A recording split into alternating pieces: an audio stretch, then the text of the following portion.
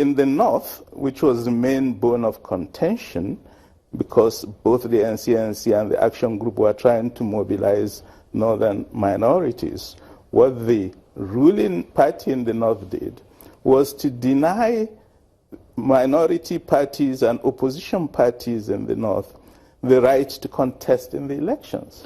Okay. And 1/3 of the seats in the 1964 elections were declared because they refused to allow the other candidates to contest. And I'm going to have to stop you there because I'm going to have to take a short break. Stay with us. We are talking Biafra and nation building on The Core, coming to you live from Channels Television Studios.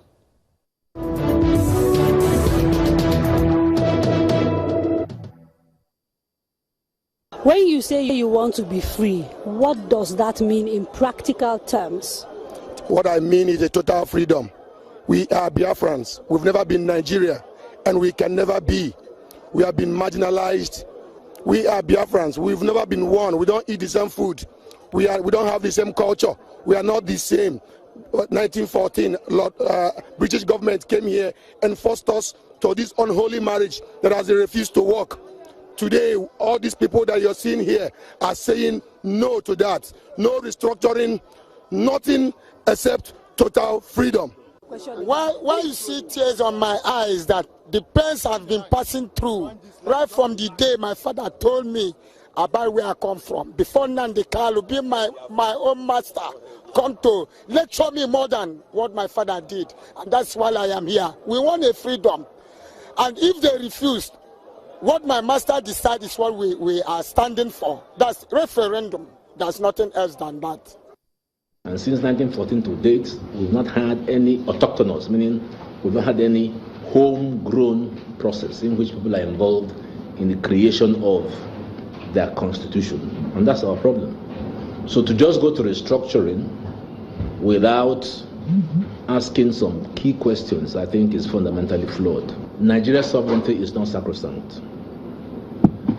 Nigeria's sovereignty is sacrosanct for those people who are eyeing 2019. They will do this, deceive us, go to 2019, pretend that restructure is the issue.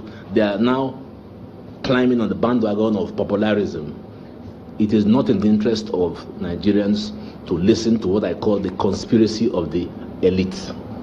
The conspiracy of the elite is to be found in either the APC or the PDP or whatever new party emerges for 2019.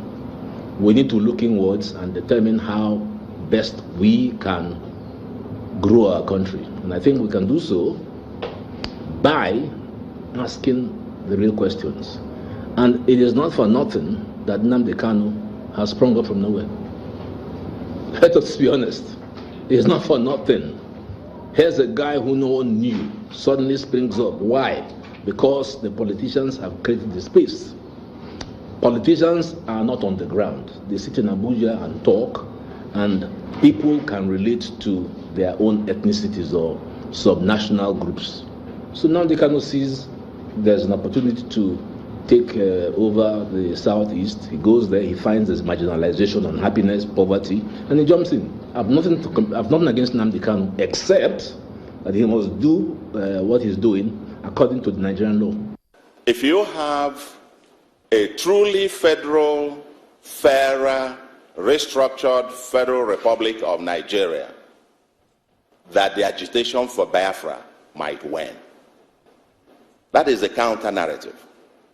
But he also argues forcefully about the absence of leadership in Igbo land to push for this counter-narrative. Today he talks about the leadership failures, and he took on very forcefully some of our sons who, at least in the last government, he accused of taking the slots belonging to the Igbos. And what they achieved with it was basically to turn rebellions to develop their own villages and abandon the entire Igbo land, as it were. And so this vacuum, according to him, that there is nobody, there is no leadership that actually agitates for the larger Igbos within the same, agitating for this fairer neo-Nigerian, whatever, what I might call the neo-Zikism. In other words, within the context of that, neo-Zikism will represent what Azikiwe lived and canvassed for. They negotiated for a new constitution, for constitutions of Nigeria. They went through a series of constitutional conferences, and Zik died a federalist.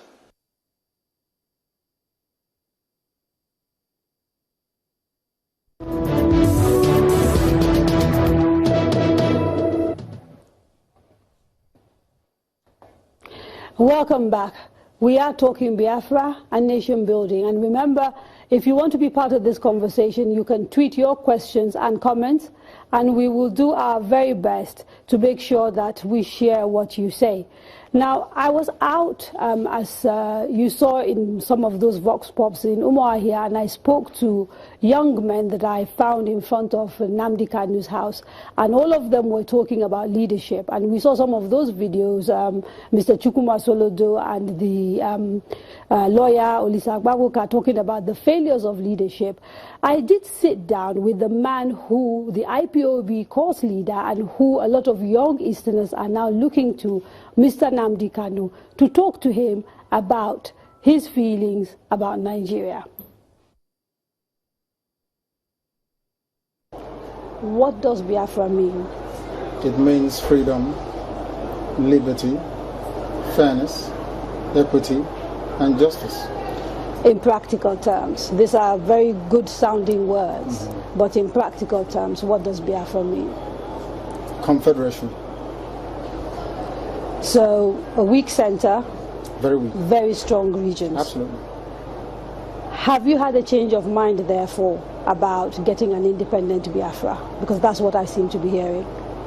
No, I've not changed my mind, no. An independent Biafra means going back to the way we were before the white man came.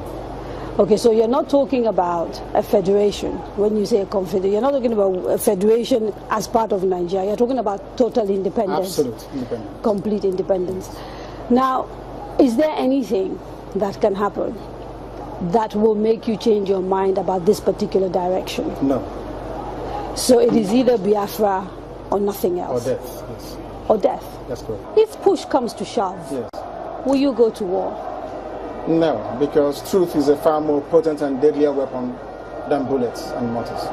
So truth. No war? You've ruled out the... Absolutely, I don't believe in war, no. No war. When I say Biafra or death, I'll keep pushing. Either I am alive, I die in the process, I won't stop. Allow me to repeat, if you don't mind. Had sovereign national conference been convened by the powers that be, where every ethnic nation, I said every, I don't care if there are 600, I don't care. Everyone is all the 500 plus. Everyone together to say, this is all, others can delegate, I don't know, powers to other people to attend on their behalf. Sit down to say, what type of country do we want? Sit down, discuss, agree. I can begin to perhaps submit to your position. Is it too late? It is way too late. They've killed too many people. They've ruined too many lives. They've wasted too many souls. How do we bring those people back? If the federal government, given the agitation that is going on, becomes convinced that, you know what, these people have a point, it is time to actually address all these issues, and they begin to systematically address some of these issues, would you change your mind? No, because of the deceptions of the past. No trust? No trust. Aburi was there, it was negotiated. Nothing happened, 1968, if I recall. And the confab report, what became of it? How about the 3 R's, reconciliation, reconstruction, and heaven knows what else? What became of them? Nothing. Calabar Seaport is not working. Can you tell me why it's not working? It's a seaport used by the colonial masters. Why is it not working today? How about Iguacha Seaport? Why is it not being used? Why not worry? Why must we allow only Lagos to function as a viable seaport? In England, where I used to live, you had Liverpool, you had the Soludo, which is Portsmouth, Southampton, everywhere. You had harbours and ports. So why must you have only one? I've heard people say these are very valid arguments, and that these are things